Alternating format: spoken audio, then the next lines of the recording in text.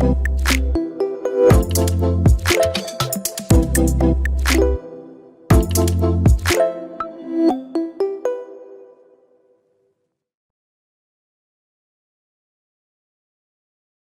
actually just want to talk together. Yeah, we don't really need you. I'm just kidding. If you don't need me, that's totally cool. I'm just blown away by OpenArt. I've tried it before and it's pretty cool. And it's come like a long way in a short period of time. So, you know, I was bouncing around between a bunch of different platforms. I don't use OpenArt, but I just looked at my account and I actually have used it. So pretty cool. Awesome. And I'm going to start asking Amy about hiring some of my students because they're all educated in AI and they don't really, you know, they don't really fit in right now because they have this super cool thing that they can do. But what are, you know, agencies, a lot of agencies in town have told me that they can't use AI at work. Omnicom, a bunch of the agencies here in town. So it's this weird thing, or some of them say, oh, we can't use ChatGPT and we can't use MidJourney, but we can use Firefly. And so it's like, okay, what's going on? So I actually wanted to get this question to you, and it'll be on behalf of everyone. What are the legal usages of those images? I know that was your cat, but if I just put a cat in there and did an image generation, can I legally use those images? Great question. Is my mic working? Okay, great. So of course, it's always evolving in terms of the privacy law around and also the copyright law around AI image usage. But as of right now, if you generate it with AI, it's all free for commercial and personal usage. So it's okay to use those images for commercial. Yes. But what about someone in the room is going to say, yeah, but what if that was in the style of a famous painting? Maybe a long dead painter. Or what if it's a current painter or artist whose style is recognizable? What are the issues around that? Yeah, it's a very controversial topic. I know. And I would love to hear about your thoughts on it as well, because you have been in touch with more agencies. And one thing that I've learned from user of OpenArt is a lot of them are not using it for like professional use, like in the sense of putting it as an ad out in the billboards, something like that. They use it for concept explorations. So I think there's the industry concern around it of wanted to avoid being sued if I'm a big company and I use an image. But then for smaller individuals who are not as nervous about being sued, I felt like everyone is more relaxed around it. But to be honest, I don't know where the line is at as like, maybe I should know. I think we're all going to find out. So I've sold a few images to companies that were small, but now I have some big companies that are asking me if I can sell them an image. And I had this question today. That's why I was like, you can get your lawyers, because you're a big company, you have lawyers, get them to look at the transcript of my prompt, because I'm not name dropping a photographer or an artist. I'm just pulling from 10 million images that are out there and getting that image. So I guess I'm going to find out, but I just was curious because you work for OpenArt, and I'm sure that question is like a daily question about the legal issues. And your point's great. If you have a small client who's like, you know, who's going to sue me, and you're not stealing an obvious art form or artist, I say have at it. But if it's a big company, and the company that asked me today is, let's just say, the largest beer company in the world, they could get sued and they could get in a lot of trouble. So they want to do it. I'm sure they're going to get their lawyers to figure it out. But this is where we're all at this crossroads, because honestly, MidJourney can pull any style, living, dead, anything. You name a photographer, it knows how to do that style. If you name an artist, it can do Picasso. It can do anything. And so you have to be super careful about your prompt transcript, because if you got sued, they're going to go look at it. And, Adobe says that they'll defend you in court if anybody tries to come after you, because they're pulling from their source. Where's OpenArt pulling from? Just the entire universe? You mean for our models? Yeah, like if I prompt it and say, I want an image of a cheeseburger and sitting on the couch, it's going to pull from everywhere, right? Yeah, a great question. It depends on which model the user choose. And some models have clearer description of where they pull the data set. And some models are actually trained by the users. And that's something we find that could be a useful thing. For some of the users that are more conservative, they would upload a lot of artwork that they created, and then they train a model on our platform, and it's private, so they can create images that they're not pulling. Well, of course, the underlying model is pulling from the universe, but they can use their image. Yes, because they train it from. It's when it's protected or whatever. So a big company is really going to be super serious about their data. You're building a special firewall for them, or it's just built in with that protected image. That image can't leak out to anybody else. For the private model, yes. The images are not being used by any other models. They're just using the data set they provided to generate images. Is that just a setting, or do they have to get that set up by you guys? They have to use our model training feature, and it's a paid feature for subscribers. Yeah, okay. So that's what Adobe and other AI companies have promised, that they will set up either a protected area for you to play with your data and your images. So you could be Nike and put your logos all and your shoes all up there, and then do a whole bunch of playing around without your data being leaked. That's what you guys are doing? We're not specifically targeting enterprise yet. But that's where it's going. Yeah, there could be where it's going. Okay. Depends on whether we focus more on the small businesses and what we call prosumers. A lot of people are using AI image generation for hobby as well, and for side business. And for enterprise, then it involves dealing with their data set, and they have specific styles, and they would want SOC 2 compliance and everything. That's something that we're actively discussing internally on how we wanted to take the product and where we wanted to prioritize. Cool. Thanks. Thank you for the question. See, I told you we could just do this together. Absolutely. You really don't need me. But to kind of zoom out a little bit, you guys have showed, you showed OpenArt, you've showed Meta AI, MidJourney, all of that. What other tools are you using? It might be personally, might be outside of design. What's on your list? In terms of AI tools and automation, anything? Yeah, so I use GPT daily, and it's actually on my phone's quick. Your home screen, you're ready to go. Because I find that sometimes we forget some of the simple things I wanted to get opinion on, or I'm doing a house renovation, so I wanted to know what's the thing that go under the wood floor my contractor told me to buy. And when I Google it, it's more time consuming because there's a lot of information. Well, they now have the AI response, but I just find that having an assistant that understands my goals and budget and just can give me advice on everyday things, it's very helpful. And then for design, I also use GPT, I use MidJourney, I use OpenArt. I find that there's different strength for different products. So trying out new things. You're bypassing Google. You're just going straight to GPT. Kind of. When I'm buying things, I use Google. Okay. when you have to. Okay. Yeah. What about yourself, Ross? I'm going to say this exact same thing. I jump around from MidJourney to ChatGPT to DALL-E to Meta. It turns out I have an OpenArt account.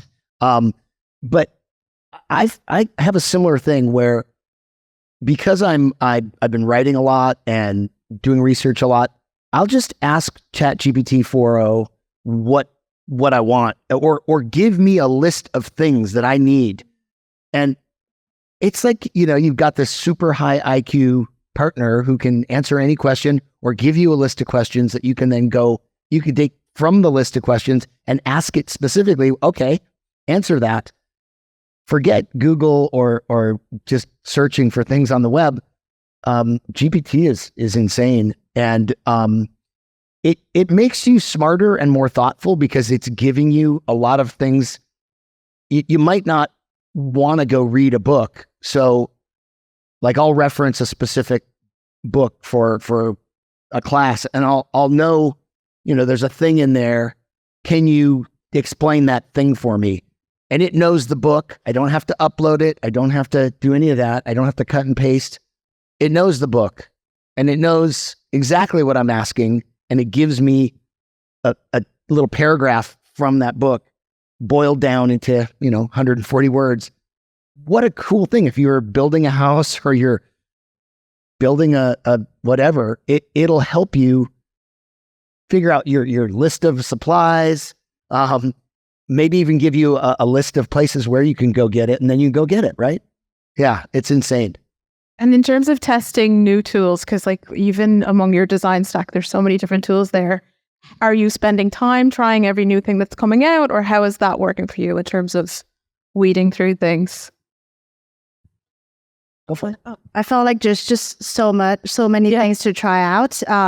And for me, anything related to image generation, I try to download every app on the App Store that provided to see what's out there and also like their interaction pattern. That's something I love. Okay. And then for general AI tools, that's something that I love. Just play. I wouldn't say I have played with every chat tool because ChatGPT 4 is working really well for me. Usually it's when a friend or coworker mentioned that there's something very cool coming up. That's when I would try it. But I think as designer, the more AI tool I've used, a lot of times I would get inspired by how they've treated some like small details or the way that they interact with human beings. Because I think interaction is the hard part because AI has so many things in their mind already. And I always feel like I'm standing on a giant's shoulder, just like Russ said, it's super high IQ. And how do I leverage the fact that I'm already standing on a giant's shoulder? It's something that I love playing with other AI and seeing if the giant is getting taller. That's something that's really cool as well. Wow. So I mentioned that I teach TikTok class, but I spend a couple hours on TikTok every morning looking at AI stuff, trying to see what the rundown is, who's doing what. And then I go to that site or download that app. So I do the same thing. And a lot of them are not delivering on the promise. So you go and you check it and maybe check back later to see if it's coming along. And one that I will share with you guys that is probably blown my mind even more than Meta AI. And it's called Suno. It's a songwriting platform. We did it in my classroom. I actually did it for one of my clients just this week, and I wrote a song for them. And we love D. What's up? What's up? Yeah, pull me one up. Here we go. Seagram's vodka all the way. We're bold and fearless and here to stay. Yeah, we're the makers and doers. We're a spirit that's true. Seagram's vodka all the way. We're made for you. That's how we do. Where you at? Seagram's vodka, come on. Seagram's vodka all the way, yo. So you could tell who the client was on that one. Yeah, Seagram's vodka, people, $9.99. I mean, that's the thing that's so crazy is that. And by the way, I've got like over 100 songs written in that thing. Country songs, rock songs, rap songs. I mean, the thing that's going on right now in our lifetime with AI is just so crazy. I mean, you're so stoked to be working for OpenArt. That's amazing. I'm stoked because I get to teach it and then I get to sell it to my clients as well.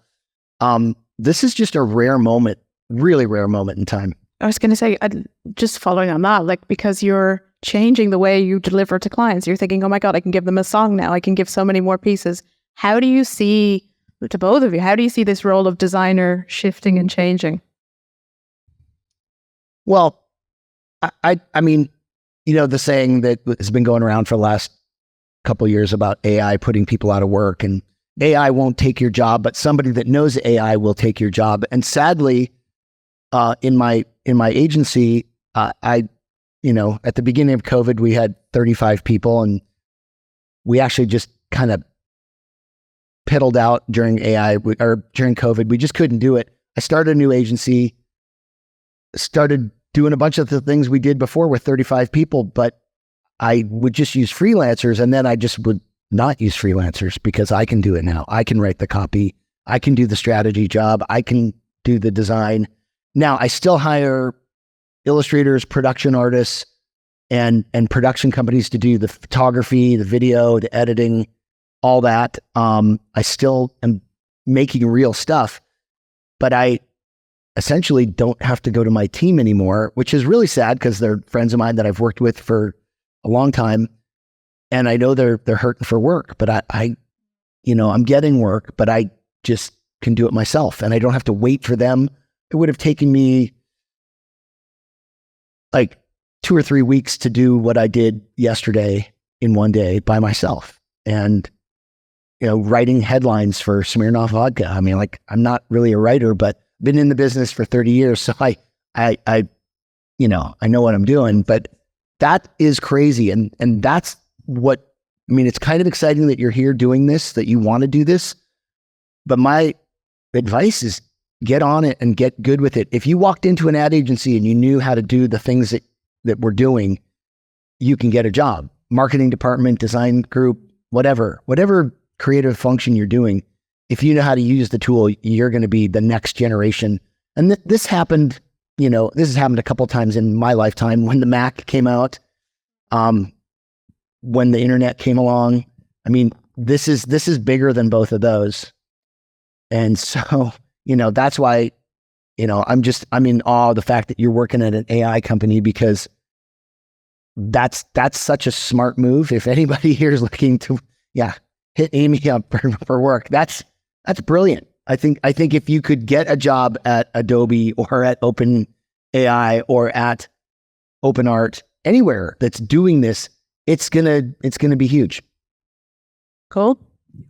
You want to weigh in, Amy? Yeah, echo a lot of that. And I know a lot of illustrator friends, and when I started to build OpenArt and work for OpenArt, I think about, it's so sad. I used to feel like they can do magic, and now AI is doing magic, and I can have all the cute avatars created by myself. And one day I have a thought when I was going in a museum, seeing those nice fine art painting of real, photorealistic portraits that was painted by the artist before photography exists. I think camera must took out a lot of the job for those artists who have trained for their whole life painting those very photorealistic painting, because the job to be done there is to capture what you look like, and you have to be very wealthy to commission that piece of art. But one day you can just get a photograph, and now I can just do it for you in my phone. And I realized that's just a part of the revolution. And with the role of designer, I personally felt like it's a lot of role in the design process has been replaced by AI. In my previous startup, I felt the need for working with a content strategy or AI or UX writer so much, because I felt like I wanted to convey this and this and that, but I want the tone to be friendly and this and this and that.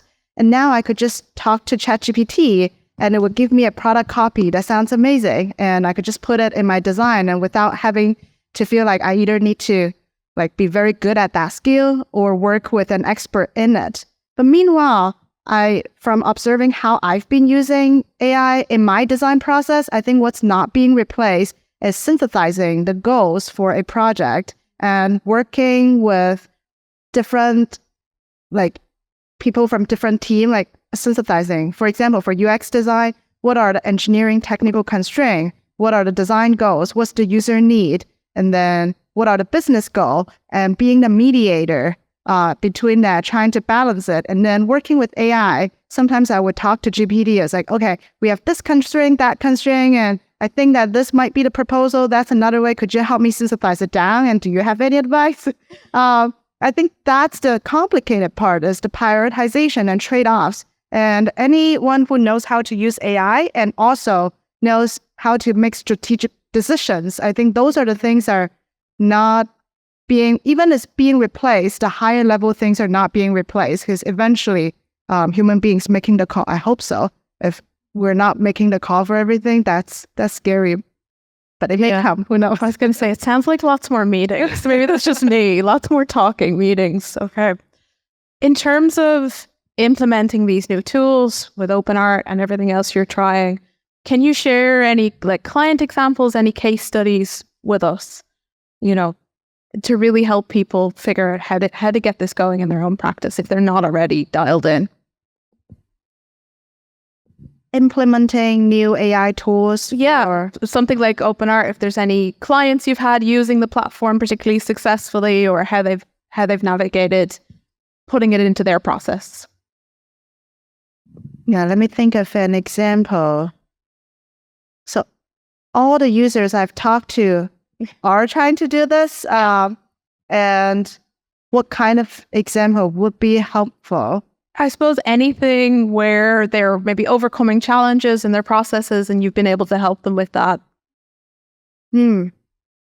Sounds like most of the research. Most of it, yeah. Yeah, because every user is, I guess, to generalize it, I've seen a lot of different ways of using AI in the creative process. And one of my favorite one is one user used OpenArt to realize his dream every morning. He would have very vivid dreams, and he's like, oh, I wanted to show it to others. So he used AI to describe it and see how he can visualize his dream, and that's his creative process. But in terms of putting it into a workflow, I find that AI can, currently, a lot of people are using AI for creative exploration if they're professionals. So for designers or agencies, they usually use AI for mood boards or building things for art direction. And then for non-creative professionals, like I mentioned in the slides earlier, they usually use it for production level things. They wanted to print it on their mugs or do different things. And the process would be very different. Depends on how they're trying to use it. So that's a very generalized answer. Yeah, no, brilliant. And what about you, Ross? Any kind of client case studies you'd like to share with us where you've kind of overcome something interesting in the workflow? It's still early days for a client case study. Yes. We're still just knocking on that door. I've used it for storyboards, and then we've gone and shot and executed against that. And so that might be a good one to show the storyboard and then show the actual, because they were actually pretty close and it helped on casting. It helped on location scouting. It helped on understanding how many models we needed for the shoot. What was their ethnicity? What was their hairstyles? What were they wearing? All of that stuff got figured out with I was using MidJourney to do that. But I think the case study that we're going to have in a few months is that we're going to get over the hump with some of the legal issues. And, my biggest case study is I've got students coming out of school with portfolios that have a fair amount, if not entirely AI. And that is, and they're a little jumping the gun. I don't know that the community out there is quite ready. And right now jobs are a little tight. So I'm basically telling them, hey, look, it's going to happen. And when it does, you guys are going to get swooped up because no other graduates have portfolios that not only demonstrate AI usage, but strategic thinking. And I think Amy had mentioned that. And I'll make this point one more time for both of us. You have to be an idea person. You saw the prompts we were putting in. You saw my prompts. I was making that stuff up, but you have to be able to, ideate in your head, come up with an idea. The coolest thing about what you saw on my Meta AI was it was doing the competitive research. It was doing the demographics. It was doing a lot of that based on a pretty descriptive prompt, but you could have it to ask you those questions, fill it out like a form, give it back to it, and it'll generate whatever. By the time you do that little exercise, you're smarter because you just had to read those documents and go back and forth. I feel like, some of the critics of AI say it's making us dumber. And I'm saying, no, I know so much more now that, because I'm not going to read those 20 books. I'm not going to go understand all those things in a brand strategy that I need to know. I took that for granted in the past because someone did that job for me. Now I'm working with my AI partner and I'm reading that and going, oh my God, like who knew all of that stuff? I didn't. And so I feel like, you know, you're going to talk to your family and your friends. You're going to be at a cocktail party. You're going to be on an elevator. You're going to be at Starbucks. Someone's going to go, oh, AI, you suck. You're ruining the world.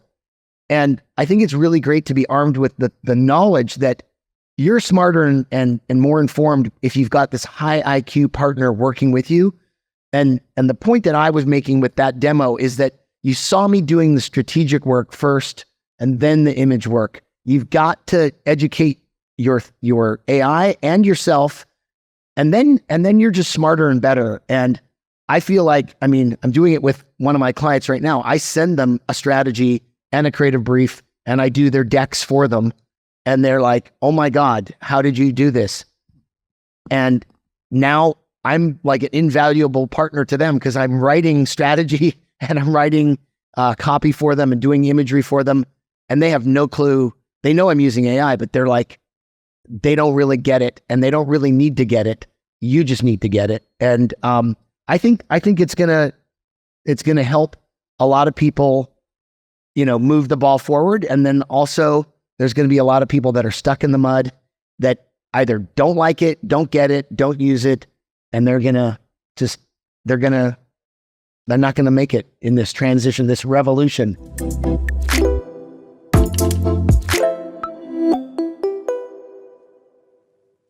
I think about that a lot. And I think that AI is definitely very helpful in helping people to create things. And it would definitely replace some of the existing talents, or even make people be less motivated to become an illustrator, or an artist or a photographer. And sometimes I personally feel sad about it because I think what's unique about a lot of the work is less about the realizing the vision or just having something visualized, but more about the unique style. And now AI has learned so much style that it can recreate a lot of styles or even remix a lot of style by combining a lot of things they have in their data set. But the uniqueness of some of the illustration style, photography style, and for photography, of course, capturing the real human moment, it's so different. So I think there's definitely a place in the world for that. And I get inspired a lot by seeing photography work based on real world human beings instead of created by AI. But I think what AI has enabled human being to do is, if I'm someone who don't know how to paint, or I don't know how to take pictures in a very professional way, but I have a vision in my head, there's a much lower barrier for me to realize my vision and share it with the world. And with creativity and ideas, it could also be very inspiring. I've been seeing a lot of AI art exhibition, and a lot of the work are also as inspiring as some other artwork that's created by hand. So I think medium is no longer the most important thing. I think each medium has its place in the world. I would be sad if some medium started to go away because of how high effort it is to get training aimed at. But just thinking about the realistic portrait oil painting, I think that it's still people are very proficient in it. Some artists are very proficient in it nowadays, but less and less artists compared to the days before photography is invented. So my short version of answer is, I think medium is a means to the end, and I hope that AI is empowering some creatives to create amazing art, but also my hope is it's not replacing that many original arts, because we need to have styles being created and new moments being captured.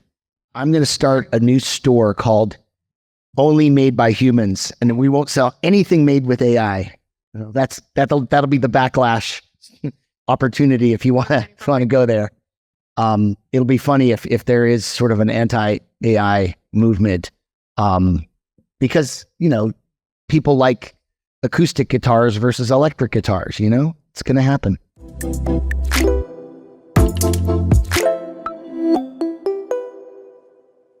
I'm here at this meetup. I think sharing our thoughts and our team and our product to more like great designers definitely help, and then having discussions in different meetups and also just following some of the latest trends. And I love seeing who built some of the great products. That's one of my personal strategy. It's like, oh, this product's excellent. I wonder who's the designer behind it. But I think just reaching out, connecting, not much strategy. That's the question I might ask GPT. Is like, how would you synthesize this into a strategy? Great question. Yeah, I mean, it sucks if you're going on LinkedIn or ZipRecruiter or any Indeed, whatever, looking for a job. I just was talking to a friend recently, and they said they had an open posting for a junior art director, and they got 680 applicants. And what that person said to me was, and it's pretty true. They started dividing it up amongst their team to go look through everything.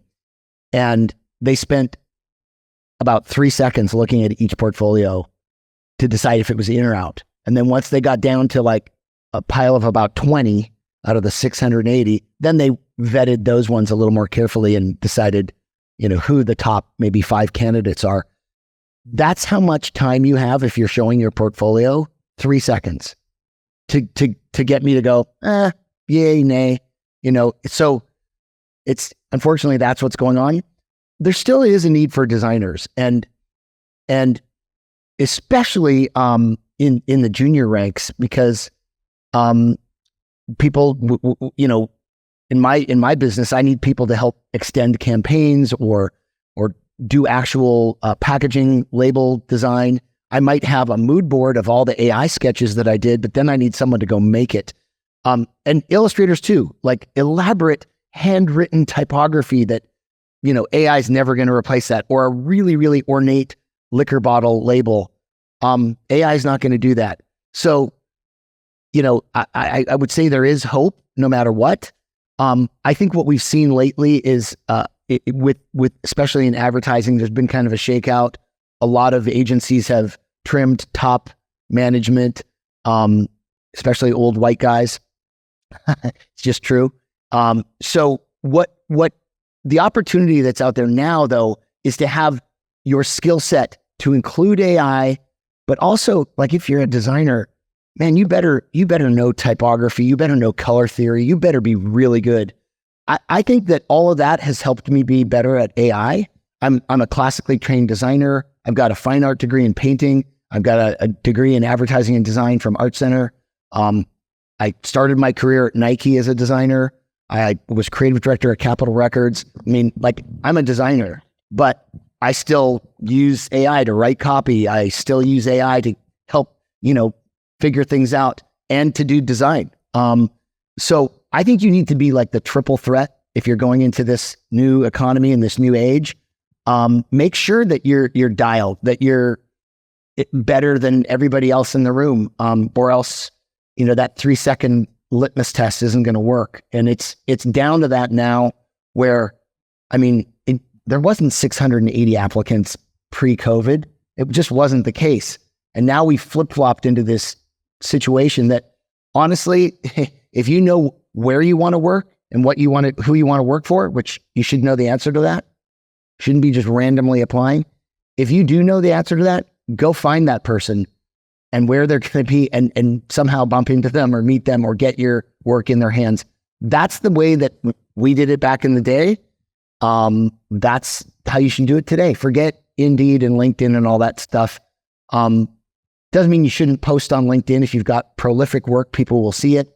Post on your Instagram, make some TikToks. I don't know, do whatever you got to do. But I notice now that on job applications, they're asking for your Twitter feed, your Instagram, your TikTok. They want to look at all your socials and see if you're,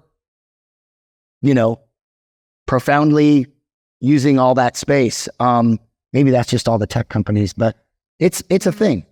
So I'd just say, be be like the best version that you can be of you. And I think classically trained typography and color and design is never going to go away. That we need that every day, all day.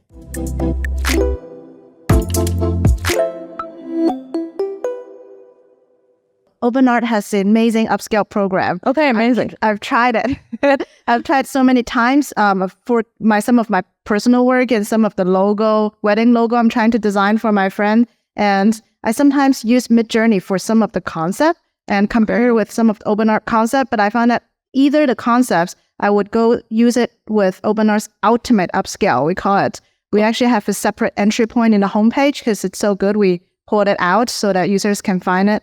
Ultimate upscale, there's a precise one, there's a creative one. So the precise one won't change your work.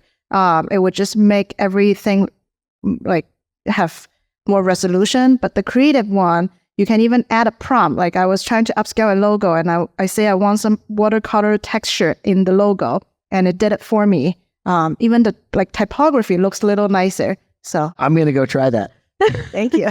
And then there's nothing else you've used Rust or anything you've tried out? No, I mean, you can scale in MidJourney, but it's not the same. And I think there are some programs, some websites that say they can do that, but I'm going to use OpenArt.